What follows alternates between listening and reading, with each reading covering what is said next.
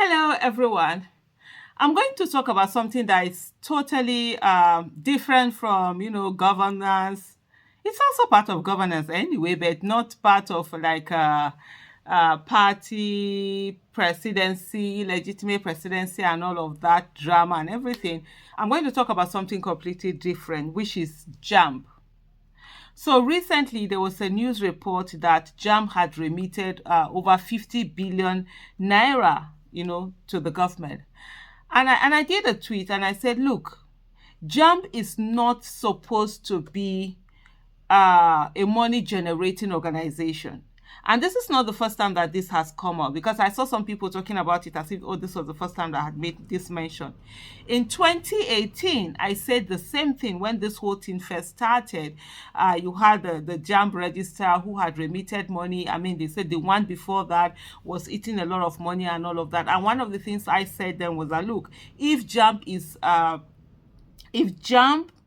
is generating so much money, that means that JAMB is overcharging the students. And of course, as usual, people that will always defend government, there were a lot of people, attacking and doing all sorts of things. But that was when, after that whole thing, was when they reduced the money to the current amount it is. I remember telling the people, like, look, I told you guys, for them to be remitting this money, that means they are overcharging the students. And so we come to this place where up to today we are having JAMB remitting over 50 billion naira, and this is what it means. I know I've gotten to understand something, and even as a child I always knew there are certain things that I see people really don't bother about these things. They just think, what's the job? But for me, they are really serious, and over the years I've learned to manage my expectation of how people will look at things that I'm looking at. I've gotten to realize that there are certain things that when I'm looking at them, people don't see them. Maybe later they get to now, look at that and say, okay, that was what she was talking about. So I'm good with that. But this is what I'm going to say. And part of the things, like, if I read let me read the exact tweet that I recently did. I say, let me say what I've said before. JAMB is not supposed to be a money-making organization. JAMB making 50 billion naira means JAMB is overcharging students. I will even call it extortion of poor and vulnerable students and widening the educational inequality gap. And I remember someone coming to tweet at me and say that, oh, is it not just 7,000 that they charge? Yes, for you and I, 7,000 might be just, but there is a child out there who probably for the last 3 years or 4 years has not been able to write JAMB. Why? Because they've not been able to raise that 7,000 naira. There's also another one who has actually written the JAMB, not only written the JAMB, but passed the JAMB with flying colors. But unfortunately, JAMB was not able to give that child admission into the university. And of what now happens, the results, he has to write another one again the next year or something like that. There has been a lot of calls for JAMB to begin to not make it one you write it every year kind of a thing, to make it, maybe you write it once, just the way you write your WAEC, and you wait for your admission. Because at the end of the day, you have JAMB printing out forms more than the capacity of universities they have. They sell JAMB forms probably to millions of people, but at the end of the day, they are unable to actually give admission to all of these people. So that's extortion on its own. You're getting students. Ordinarily, students aren't supposed to pay for this thing.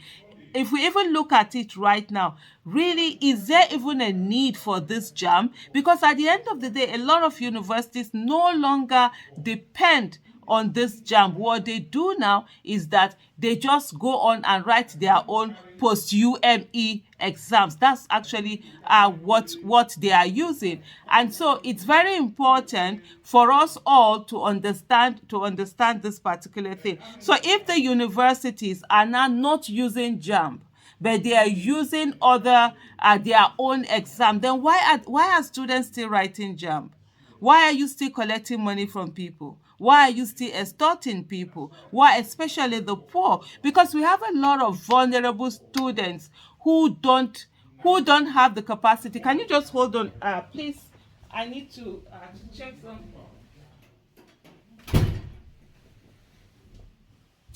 Oh, sorry about that. There was a bit of noise coming in, and I was trying to raise my voice, to go over that Can I edit it? Nah, it's part of it, you will see it. But what I'm just trying to say is that there are a lot of students who already are very vulnerable. Their parents don't have this money sometimes, and then you find out that maybe some of them scrape, they work hard, they go to the farm, they do odd jobs, they're able to raise money. The education, of course, is hard for them. Either they don't pass, or even when they pass, they don't get the admission, they don't get the connection for them to be able to get admission. And so these things continue to go on. And so that's, we're now extorting the poor. The rich, of course, most of them do have been able to go to good quality schools that give good quality education. So passing JAMB is really not much of a problem for them. Even if they don't pass it, even if they don't get admission, even if they need to write it again,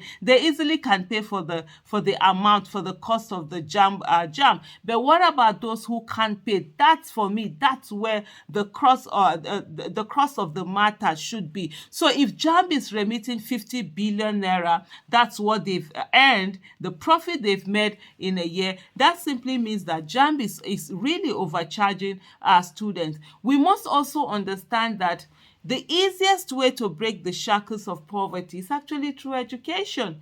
Education is the leveler. I always use myself as an example. I mean, I grew up poor. Yeah, my father had a good life until around 84, 85. He lost everything, and that was it. And life took a dark turn. To the extent, there were times that in the family we couldn't even eat. There were days we had to sleep without food. I would go to school in the morning without breakfast. Coming back, I wasn't expecting a lot. I was fortunate enough for my secondary school to have been changed from the government secondary school that I was in, where we learnt everything in Hausa. Even English was taught in Hausa. There was a time that we did, I think, was it 3 subjects: home economics, IRK, Arabic, and Hausa, 4 subjects only.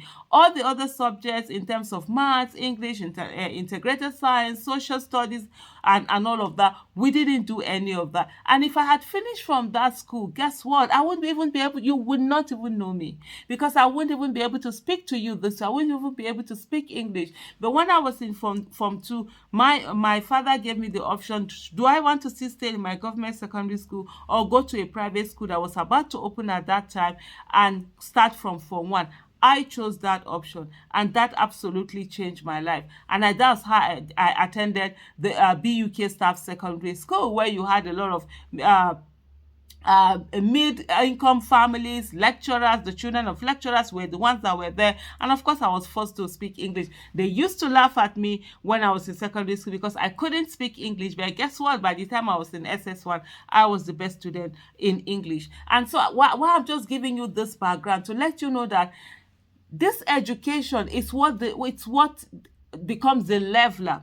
The easiest way to break the shackles of poverty is through education. And so if you're now making education expensive for children of the poor, then you're further widening the inequality gap. You're further denying them the opportunity for them to be able to break away from what they have been born into and break into the society. You're denying the nation the opportunity to have more human capital, because if you have a population that is not educated, that's a disaster. But if you have a population that is educated, that's actually an asset. And so with all of this that are going on, then we now sit down and see that, oh, JAMB is now actually just, sitting down and then remitting fund. Something needs to be done about it. We need to reduce the amount that is being spent on JAMB form. We need to also look at JAMB should have at least, let's say, even 3 years. If you write JAMB now, you should be able to use it for the next 3 years. And when you are not able to use it, it's either that for the next 3 years, or you say something like, you write it once. And that's it. Since we have universities are going to do their pre-UME, post-UME anyways, that means they're not relying on JAMB. So why don't you do JAMB just once, the way you do WAEC just once? In that way, a child just needs to get money for once, and that's it. If they pass, that's. If they don't pass, that's a different thing. They can now come back and actually write that exam. So let's not have this situation whereby in everything we do, it becomes anti-poor. I mean, as in, you're being punished I don't want this video to be too long. It's already getting too long. I'm going to quickly round this up. So we don't want a situation whereby our policies are anti-poor, against the poor. So at every time we're putting that, we're not thinking about how does it affect the whole people? How at the end of the day is it going to be is it going to contribute to Nigeria? These are some of the things that sometimes we really need to look at. I know some people will be like, oh, it's not just JAB, it's not just 7,000. It's not just 7,000. It might be just 7,000 to you and I, but it's a whole lot of money. It's a livelihood for some people. And I can tell you, there are people in this Nigeria that have never seen 7,000 together at once. Yes, there are. We are that poor in this